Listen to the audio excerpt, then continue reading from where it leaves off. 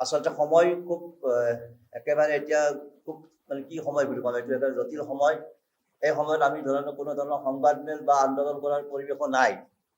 আচলতে আমাৰ বিষয়বস্তুটো কিন্তু আন্দোলন কৰিবলগীয়া বিষয়বস্তু, কাৰণ চৰকাৰে আমাক বহুদিন ধৰি বিগত বছৰত কেইবাটাও বিষয়বস্তু আমাক দিব লগা হৈ আছে, আৰু দিম বুলি ইতিমধ্যে কেইবাটাও সিদ্ধান্ত লৈ থৈছে, কিন্তু সেইখিনি এক্সিকিউট কৰা নহ'ল। আজি এই মুহূৰ্তলৈকে অপেক্ষা কৰি আছিলোঁ যে হ'ব, আজি হ'ব, কালি হ'ব বুলি, কিন্তু আজিলৈকে নহ'ল। আৰু সেইকাৰণে আমি কি হ'ল, এতিয়া আমি অধৈৰ্য হৈ পৰিছোঁ আৰু অতিষ্ঠ হৈ পৰিছোঁ, আৰু যথেষ্ট অসন্তুষ্ট হৈ পৰিছোঁ এই চৰকাৰখনৰ ওপৰত, বিশেষভাৱে আমাৰ বিভাগৰ ওপৰত। আৰু সেই অসন্তুষ্ট হৈ আমি বাধ্য হৈ পৰিছোঁ যে আমি সংবাদমেল যোগে মুখ্যমন্ত্ৰী মহোদয়ৰ পৰা এটি ভাল সদুত্তৰ পাম বুলি বা ভাল ফলাফল পাম বুলি আশা কৰি হয়তো এই 2 দিনতে যদি এটলিষ্ট মানে আমাৰ যিটো নিৰ্বাচনৰ কণ্ডাক্ট আৰম্ভ হোৱাৰ আগতে মুহূৰ্ততো যদি আমাক দুটামান বিষয় অন্তত সমাধান কৰি দিয়ে, আমি তাৰেই কামনা কৰি সেই আশা কৰিয়ে এই সংবাদমেলখনৰ আয়োজন কৰা হৈছে। আৰু গতিকে আশা কৰোঁ আজিৰ এই সংবাদমেল যোগে আমি যিবোৰ সমস্যাৰ অৱতাৰণ কৰিম, এইখিনি মুখ্যমন্ত্ৰী মহোদয়ৰ ওচৰলৈ যাব। এতিয়া আছে আমাৰ মূল বিষয় যে আপোনালোকে সকলোৱে জানে যে 2020 চনত আমাৰ এই শিক্ষকসকল সৰ্বশিক্ষাৰ অধীনস্থ কৰ্মচাৰী যিসকল শিক্ষক আছে, আমাৰ চাকৰি মানে যিটো কেবিনেট সিদ্ধান্তৰ জৰিয়তে আৰু ৰাজ্যপাল মহোদয়ৰ অধিসূচনাৰ জৰিয়তে আমাৰ চাকৰি 60 বছৰ বয়সলৈ নিশ্চিত কৰি দিছিল। এইটো সকলোৱে জানে, আপোনালোকে এইটো চৰকাৰেও জানে। আৰু তাৰ লগতে আমাক যিটো দৰমহা দিব লাগে সেইটো সংশোধিত হাৰত, অৰ্থাৎ নিয়মীয়া শিক্ষকে যি দৰমহা পায় সেই হাৰত আমাক দৰমহাটো দি থাকিব লাগে, আৰু এইটো দিও আছে। তাৰ মাজতে কেইটামান আখোৱা আছে। প্ৰথমটো আখোৱা হ'ল যে আমাৰ যিটো 7ম দৰমহা আয়োগৰ মতে যে প্ৰতি 10 বছৰৰ মূৰত যদি যিসকল নন প্ৰমোচনেল পোষ্ট, বিশেষভাৱে শিক্ষকৰ পোষ্টটো নন প্ৰমোচনেল পোষ্ট, আমাৰ কোনো প্ৰমোচন ব্যৱস্থা নাই, আৰু সেইকাৰণে কি হয় 10 বছৰ চাকৰি সম্পূৰ্ণ হোৱাৰ পিছত এটা টাইম স্কেল বুলি এটা দিয়ে, টাইম স্কেল মানে এটা ইনক্ৰিমেণ্ট দিয়ে 3%। আৰু সেইটো ইতিমধ্যে আমাৰ যোৱা 2023 চনত আমাৰ সকলোৰে 10 বছৰ সম্পূৰ্ণ হৈ গৈছিলে, মানে আৰম্ভণি দৰমহা দিয়া। গতিকে আমি 2023 চনৰ পৰাই দাবী উত্থাপন কৰি আহিছিলোঁ, আৰু চৰকাৰে আজিলৈকে কিন্তু সেই সমস্যাটো সমাধান নকৰিলে। আৰু শেহতীয়াভাৱে আমি যোৱা নৱেম্বৰৰ 12 তাৰিখে আমি এটা বৃহৎ কাৰ্যসূচী লৈছিলোঁ, ধৰ্ণা কাৰ্যসূচী লৈছিলোঁ। তাত আমাৰ 11,000 শিক্ষক সমবেত হোৱাৰ কথা আছিলে, আৰু কিন্তু সেই আন্দোলনটো আমাৰ শিক্ষামন্ত্ৰী মহোদয়ে হ'বলৈ নিদিলে। শিক্ষামন্ত্ৰী মহোদয়ে হস্তক্ষেপ কৰি আমাৰ লগত আলোচনাত বহিছিল। ভাল খবৰ, আমাৰ কাৰণে ভাল। আমি যিহেতু পেছাদাৰী আন্দোলনকাৰী নহয়, আমাৰ আন্দোলন কৰাই মূল লক্ষ্য নহয়, গতিকে আলোচনাত মাতাৰ লগে লগে আমি আন্দোলন স্থগিত ৰাখি আমি আলোচনা কৰি গৈছিলোঁ সেইদিনাখন। আৰু সেইদিনাখনে শিক্ষামন্ত্ৰী মহোদয়ে আমাক প্ৰতিশ্ৰুতি দিছিল যে আমি পুনৰ এটা আলোচনাত বহিম, আৰু বহি আপোনালোকৰ এই বিষয়বিলাক, গোটেইবিলাক বিষয়, মই অকল টাইম স্কেলটোৰ কথা উল্লেখ কৰিছোঁ, আৰু কেইটামান আছে বাৰু, আহিম এটা এটাকে। এই গোটেই বিষয়কেইটা এটা সমাধান কৰিম বুলি এটা আশ্বাস দিছিল সেই মিটিঙত। তাৰ পৰৱৰ্তী পৰ্যায়ত 26 নৱেম্বৰৰ দিনাখন আমাৰ দ্বিতীয়লানি আলোচনা হৈছিলে। 26 নৱেম্বৰ 2025-ৰ 26 নৱেম্বৰৰ দিনাখন দ্বিতীয়লানি আলোচনা হৈছিলে, আৰু সেই আলোচনাৰ পিছ মুহূৰ্তত এটা সিদ্ধান্ত লৈছিল চৰকাৰে যে এসপ্তাহৰ ভিতৰত, মানে খুব কম দিনৰ ভিতৰত আমাৰ বিভাগৰ লগত তেওঁলোকে বহিব, বিত্ত বিভাগৰ যি মুৰব্বীসকলৰ লগত বহি এইটো বিষয়টো সমাধান কৰিব। কিন্তু আজি দুৰ্ভাগ্যজনক বিষয়টো হ'ল, আজিলৈকে সেই 26 নৱেম্বৰৰ পৰা আজি এইটা মাৰ্চ মাহ পালে, অৰ্থাৎ 4 মাহ 5 মাহ হ'ল নেকি, 4 মাহ হৈ গ'ল। এই 4 মাহত এটা দিনো শিক্ষামন্ত্ৰী মহোদয়ে আমাৰ কাৰণে উলিয়াব নোৱাৰিলে, আৰু সেইটোত আমি যথেষ্ট হতাশ। তাৰ পিছত পৰৱৰ্তী পৰ্যায়ত আমি শিক্ষামন্ত্ৰী মহোদয় লগো কৰিছোঁ, কিন্তু আমি দুবাৰ গৈ লগ কৰিছোঁ, আৰু যিদিনাখনে লগ কৰোঁ সেইদিনাই আমি আজিয়ে মিটিংখন দিম, আজিয়ে হ'ব আপোনাৰ সমাধান। এই ধৰণৰ কথাবিলাক কৈ আজি এই পৰ্যায়লৈ আহিছে। গতিকে আমি যথেষ্ট অসন্তুষ্ট প্ৰকাশ কৰিছোঁ, বিশেষভাৱে শিক্ষামন্ত্ৰী মহোদয়ৰ যিটো আমাৰ ওপৰত যিটো ধাৰণা, যিটো আশ্বাস দিছিল, সেই আশ্বাস একেবাৰে পূৰণ কৰিব নোৱাৰিলে, সম্পূৰ্ণৰূপে ব্যৰ্থ হৈছে। সেয়ে আমি শেহতীয়াভাৱে এই সংবাদমেলৰ জৰিয়তে মাননীয় মুখ্যমন্ত্ৰী মহোদয়ৰ হস্তক্ষেপ বিচাৰিছোঁ, আৰু তেখেতে যাতে ইলেকশ্যনৰ আগমুহূৰ্তত এটলিষ্ট আমাক এই সুবিধাখন আমাক দিয়ে, আৰু দিব বুলি আমাৰ এটা দৃঢ় বিশ্বাস আছে। তাৰ পৰৱৰ্তী পৰ্যায়ত আমাৰ আৰু কেইবাটাও বিষয় আছিলে, যে যোৱা বছৰ বাজেটতে 2025-26-ৰ যিখন বাজেট, 24-25-ৰ তেতিয়াই বাজেটত উত্থাপন কৰিছিল যে কন্ট্ৰেকচুৱেলত যিমান চাকৰি কৰিছে, যিসকলৰ চাকৰি 60 বছৰলৈকে নিশ্চিতকৰণ কৰা হৈছে, তেওঁলোকক আপোন ঘৰ আৰু আপোন বাহন লোনৰ সুবিধা কৰি দিব। ডাঙৰ এটা সিদ্ধান্ত আছিল। আৰু পৰৱৰ্তী পৰ্যায়ত যোৱা মে' মাহত 2025 মে' মাহত এটা কেবিনেট সিদ্ধান্ত হৈছিল যে এই কেবিনেট সিদ্ধান্তটো আছিল যে এইসকল শিক্ষকক যিসকলৰ চাকৰি 60 বছৰলৈকে নিশ্চিত কৰা হৈছে তেওঁলোকক আপোন ঘৰ আৰু আপোন বাহনৰ ব্যৱস্থা কৰি দিয়া হ'ব, সুবিধা দিব। মানে অৰ্থাৎ আপোন ঘৰ আপোন বাহনত মানে এটা সুবিধাটো কি, আমাৰ হোম লোন দিয়ে চৰকাৰে, তাত কোনো ধৰণৰ মৰ্টগেজ ব্যৱস্থা নাই, আৰু যিখিনি ইণ্টাৰেষ্ট আছে ইণ্টাৰেষ্ট দিব লাগে তাৰে এটা ছাবচিডি আমাক চৰকাৰে দিয়ে, সেইটোৰে ব্যৱস্থা। আৰু এইটো বাজেটতো ইতিমধ্যে বাজেট এষ্টিমেটতো আমাৰ যিখন এনুৱেল বাজেট চৰকাৰৰ, সেই বাজেটতো উত্থাপন কৰিছিল, আমাৰ এষ্টিমেটত ধৰা হৈছিলে। কিন্তু আজিলৈকে সেই সুবিধাটো, এই মুহূৰ্তলৈকে সেই সুবিধাটো চৰকাৰে দিবলৈ অক্ষমতা প্ৰকাশ কৰিছে। আজি আমি সেই বিষয়টো সেই 26 তাৰিখ আৰু 12 নৱেম্বৰত যিখন আলোচনা হৈছিল শিক্ষামন্ত্ৰী এই বিষয়টো উত্থাপন কৰিছিলোঁ, আৰু শিক্ষামন্ত্ৰী মহোদয়ে কৈছে এইটো একেবাৰে সহজ বিষয়, এইটো এদিনত আমি এদিন বহিলে হৈ যাব। কিন্তু সেই দিনটো আজিলৈকে উলিয়াব পৰা নাই। গতিকে আমি যথেষ্ট অসন্তুষ্ট প্ৰকাশ কৰিছোঁ, যথেষ্ট আমাৰ ক্ষোভ প্ৰকাশ কৰিছোঁ। ক্ষোভিত হোৱাৰ আমাৰ শিক্ষকসকল, আমাৰ 11,000 শিক্ষক আছে এতিয়া, আৰু 11,000 প্ৰতিজন শিক্ষকে আমাৰ ক্ষোভিত হৈ পৰিছে যে কিয় এনেকুৱা চৰকাৰে বাৰে বাৰে আমাক অৰ্থাৎ সিদ্ধান্ত লৈ, এখন কেবিনেট সিদ্ধান্ত লৈ এই কেবিনেট সিদ্ধান্তটো এক্সিকিউট কৰিব নোৱাৰাটো বিভাগীয় মন্ত্ৰীজনৰ কাৰণে যথেষ্ট কিন্তু অক্ষমতা আৰু দুৰ্বলতাৰ পৰিচয়। এইটো আমি আজি প্ৰকাশ কৰিম। কাৰণ এটা কেবিনেট সিদ্ধান্ত হৈছে, কেবিনেট মৰ্যাদা, কেবিনেট সিদ্ধান্তৰ এটা মৰ্যাদা আছে, সেই মৰ্যাদাকো কিন্তু গুৰুত্ব দিয়া নাই।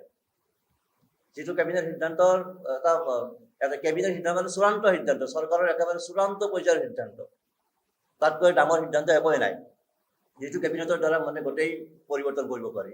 কিন্তু সেই কেবিনেট সিদ্ধান্তকো বিভাগীয় মুৰব্বীগৰাকীয়ে, আমাৰ মাননীয় মন্ত্ৰী মহোদয়, শিক্ষামন্ত্ৰী মহোদয়ে কিন্তু কোনো ধৰণৰ ক্ষেপ কৰা নাই, গুৰুত্বই দিয়া নাই।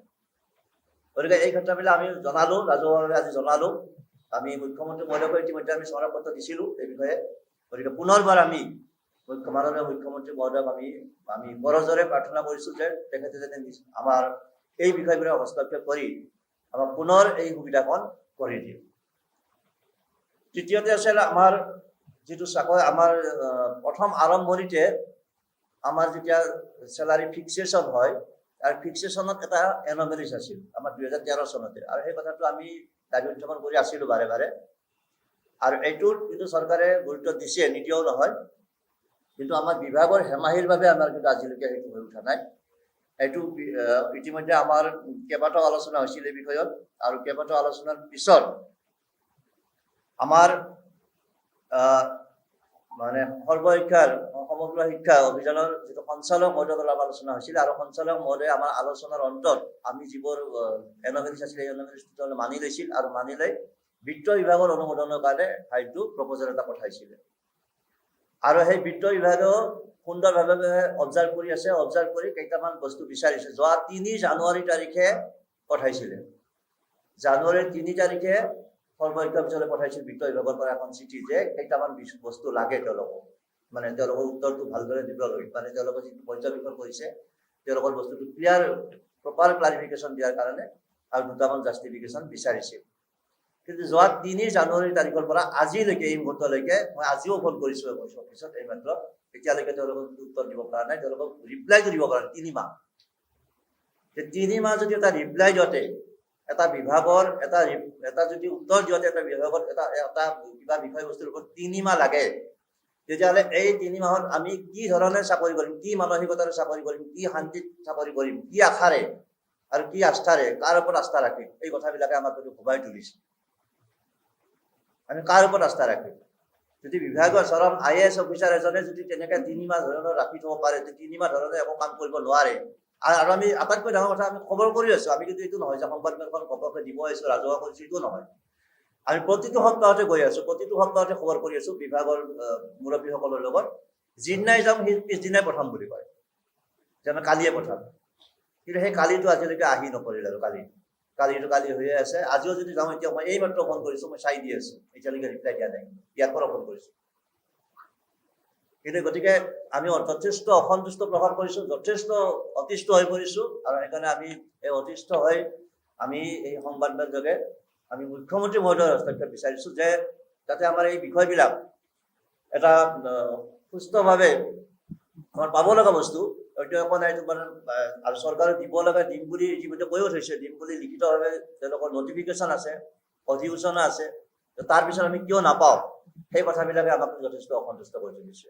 গতিকে আমি এই অসন্তুষ্টিবোৰ এটা যাতে সুস্থ মানসিকতাৰে আমি কাম কৰিব পাৰোঁ, এটা সুস্থ মানসিকতাৰে যাতে আমি বিদ্যালয়ত পাঠদান কৰিব পাৰোঁ, এটা ভাল বাতাবৰণ সৃষ্টি হয়, তাৰ প্ৰতি লক্ষ্য ৰাখি আমাৰ মাননীয় মুখ্যমন্ত্ৰী মহোদয়ে নিশ্চিতভাৱে এটা ভাল উচিত সিদ্ধান্ত ল'ব বুলি আমি আশা কৰিলোঁ।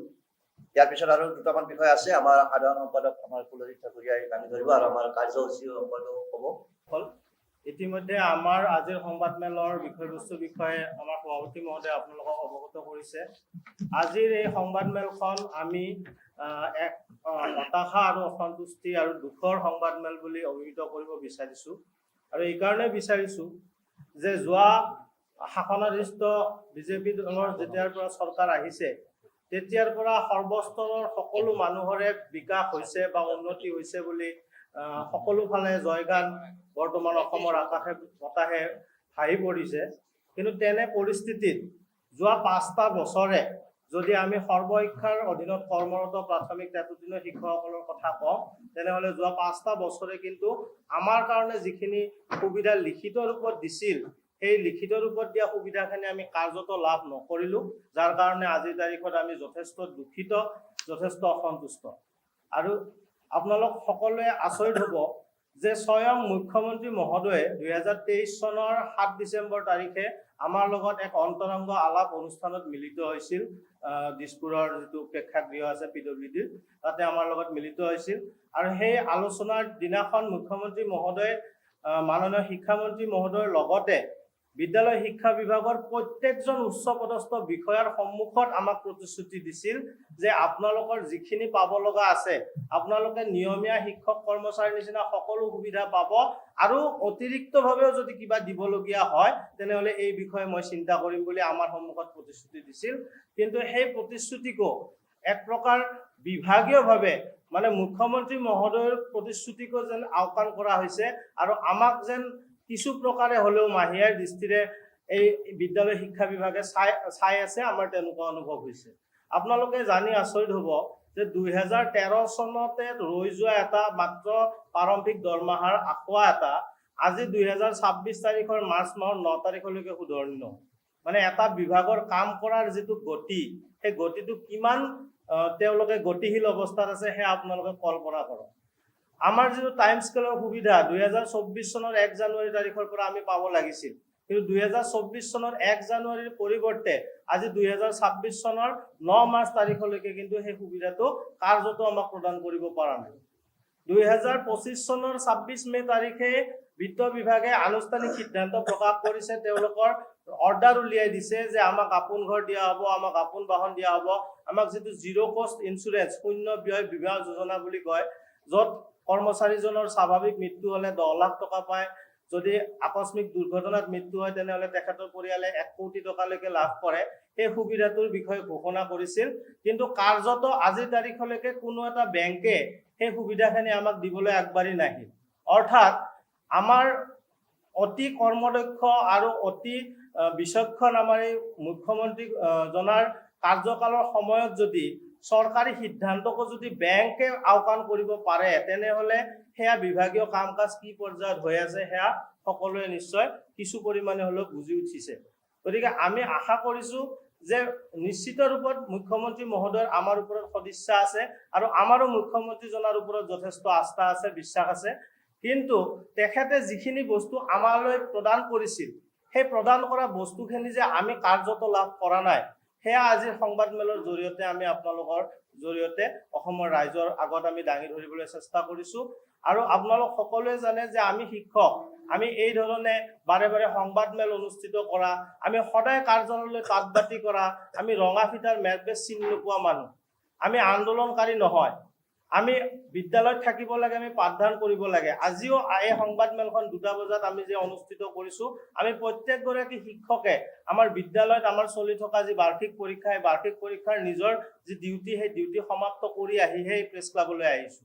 গতিকে তেনে পৰিস্থিতিত আমাৰ যিখিনি কৰ্ম, সেই কৰ্মখিনি কৰি যোৱাত কিন্তু কোনো কাৰণতে আমি কৃপণালি কৰা নাই, আমি সদায় সেৱাত ব্ৰতী হৈ আছোঁ। আৰু এই যোৱা 13টা 14টা বছৰত এই শিক্ষা বৃত্তিত নিয়োজিত হৈ থাকি আমাৰ মাজৰ পৰা বহু সংখ্যক আমাৰ সতীৰ্থ কিন্তু এই ইহ সংসাৰৰ পৰা মেলানি মাগিছে। কিন্তু আজিৰ তাৰিখলৈকে সেই পৰিয়ালকেইটাইও কিন্তু চৰকাৰৰ মুখলৈকে চাই আছে যে অন্তত এই সুবিধাকেইটা দিলে আমি কিবা এটা পাম। আমাৰ এই শিক্ষকসকলেও কিন্তু চৰকাৰখনৰ মুখলৈ চাই আছে যে এই সুবিধাকেইটা আমাক চৰকাৰখনে প্ৰদান কৰিব আৰু আমি অন্তত কিছু শান্তিত, কিছু মানসিক প্ৰশান্তিৰে আমি বিদ্যালয়ত পাঠদান কৰিবলৈ আমি সক্ষম হ'ম। কিন্তু তেনে পৰিস্থিতিত যেতিয়া আপুনি বাৰে বাৰে বিভাগলৈ যাব লাগিব, সদায় অফিচাৰৰ ওচৰলৈ গ'লে যেতিয়া কালি শব্দটো শুনি অতিষ্ঠ হ'বলগীয়া এটা পৰিৱেশ সূচিত হ'ব, তে সেই সময়ত শিক্ষকসকল কিন্তু পুনৰবাৰ প্ৰতিবাদী হৈ উঠা, পুনৰবাৰ ৰাজপথলৈ ওলাই অহাৰ পৰিৱেশ সূচিত হয়। কিন্তু যিহেতু বৰ্তমান অসমত নিৰ্বাচন সমাগত আৰু এই সময়ছোৱাত আন্দোলন বা তেনেকুৱা প্ৰতিবাদী কাৰ্যসূচী কৰিলেও চৰকাৰখনৰ হাতত যিহেতু বেছি সময় নাই, গতিকে তেনেকুৱা কাৰ্যসূচীয়ে কিবা প্ৰভাৱ পেলাব বুলি আমি অনুভৱ কৰা নাই। কিন্তু আমি অতি আশা কৰিছোঁ যে আমাৰ মাননীয় মুখ্যমন্ত্ৰী মহোদয়ে যিহেতু সৰ্বস্তৰৰ ৰাইজৰ বিকাশৰ কাৰণে তেওঁ প্ৰতিশ্ৰুতি দিছে আৰু সেই দিশত তেওঁ অসমখনক আগুৱাই লৈ যাবলৈ চেষ্টা কৰিছে। গতিকে আমাৰ এই মাত্ৰ অলপ শিক্ষক যিয়ে সৰ্বশিক্ষাৰ অধীনত কৰ্মৰত হৈ আছে, তেওঁলোকৰ যিখিনি লিখিত প্ৰতিশ্ৰুতি, যিখিনি তেওঁলোকে ইতিমধ্যে দিম বুলি তেওঁলোকে নিৰ্দেশনা প্ৰকাশ কৰি থৈছে, সেই প্ৰকাশ কৰি থোৱা নিৰ্দেশনাখিনি কাৰ্যকৰী কৰাৰ কাৰণে তেখেতৰ আমি প্ৰত্যক্ষ হস্তক্ষেপ বিচাৰিছোঁ। কিয়নো ইতিমধ্যে শিক্ষামন্ত্ৰী মহোদয়ৰ লগত কেইবালানিও আলোচনা আমাৰ হৈ গৈছে। শিক্ষামন্ত্ৰী মহোদয়ক আমি বহুবাৰ সাক্ষাৎ কৰিছোঁ। বিভাগীয় বিষয়াৰ লগত আমাৰ কেইবালানিও আলোচনা হৈছে। বিভাগীয় বিষয়াক আমি প্ৰায় প্ৰতি সপ্তাহে প্ৰতিদিনে আমি সাক্ষাৎ বা যোগাযোগত আছোঁ। কিন্তু এই সমস্তখিনি কৰাৰ পিছতো আমাৰ যিখিনি প্ৰাপ্য, সেই প্ৰাপ্যখিনি আমি লাভ কৰা নাই। গতিকে আমি সৰ্বশেষত মাননীয় মুখ্যমন্ত্ৰী মহোদয়ৰ প্ৰত্যক্ষ হস্তক্ষেপ বিচাৰিছোঁ, যাতে তেখেতৰ দ্বাৰাই নিয়োজিত, কাৰণ তেখেতে শিক্ষামন্ত্ৰী হৈ থকা অৱস্থাতে 2012 চনত প্ৰথমবাৰৰ বাবে সম্পূৰ্ণ স্বচ্ছ আৰু মেধাৰ ভিত্তিত এই শিক্ষকসকল সৰ্বশিক্ষাৰ অধীনত নিয়োজিত কৰিছিল। তেখেত শিক্ষামন্ত্ৰী হৈ থকা অৱস্থাতে 2020 চনত আমাৰ চাকৰিসমূহ 60 বছৰ বয়সলৈকে কেবিনেট সিদ্ধান্তৰ জৰিয়তে বৃদ্ধি কৰিছিল। আমাক নিয়মীয়া শিক্ষকৰ সমাহাৰত দৰমহা প্ৰদান কৰা, আমাক 7ম দৰমহা আয়োগৰ সুবিধা প্ৰদান কৰাও তেখেতৰ শিক্ষামন্ত্ৰীত্বৰ কাৰ্যকালতে সমাপন হৈছিল। গতিকে আমি আশা ৰাখিছোঁ যে তেখেতৰ মুখ্যমন্ত্ৰীত্বৰ কালত আমাৰ এই বাকী থকা প্ৰাপ্য, যিখিনি প্ৰাপ্য তেওঁলোকে লিখিত ৰূপত প্ৰদান কৰিছে কিন্তু কাৰ্যত প্ৰদান কৰা নাই, সেই প্ৰাপ্যসমূহ আমাৰ বাবে মোকলাই দিব।